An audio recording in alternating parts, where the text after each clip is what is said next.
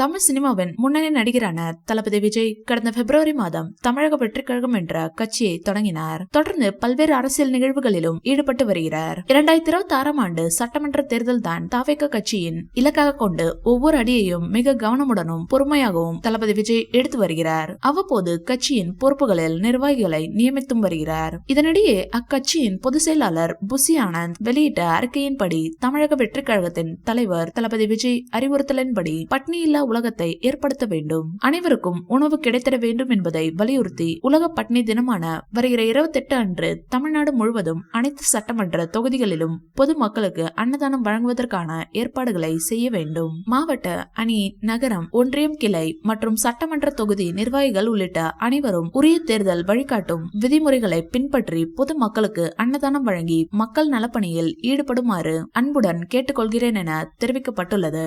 ஏற்கனவே விஜய் மக்கள் இயக்கம் சார்பில் கடந்த ஓராண்டுக்கும் மேலாக ஒவ்வொரு வாரமும் ஞாயிற்றுக்கிழமையும் ரொட்டி, பால் ஆகியவை பள்ளி மாணவியர்களுக்கு வழங்கப்பட்டு வருகிறது என்பது குறிப்பிடத்தக்கது.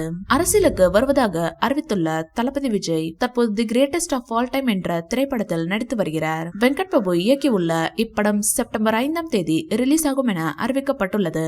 ஏஜஸ் நிறுவனம் தயாரித்துள்ள இப்படத்தில் மீனாட்சி சௌத்ரி, ஸ்னேகா, லைலா, பிரபுதேவா, பிரசாந்த், அஜ்மல் உள்ளிட்ட பலரும் நடித்துள்ளனர். யுவன் சங்கர் ராஜா இந்த படத்திற்கு இசையமைத்துள்ளார். இந்த படத்தை தொடர்ந்து இன்னும் ஒரு படம் நடித்துவிட்டு முழு நேர அரசியலில் ஈடுபட உள்ளதாக தளபதி விஜய் ஏற்கனவே அறிவித்து விட்டார். இந்த வீடியோ பிடிச்சிருந்தா லைக் பண்ணுங்க, ஷேர் பண்ணுங்க. மேலும் விஜய் சார் பற்றிய தகவல்களுக்கு இந்த சேனலை சப்ஸ்கிரைப் பண்ணுங்க.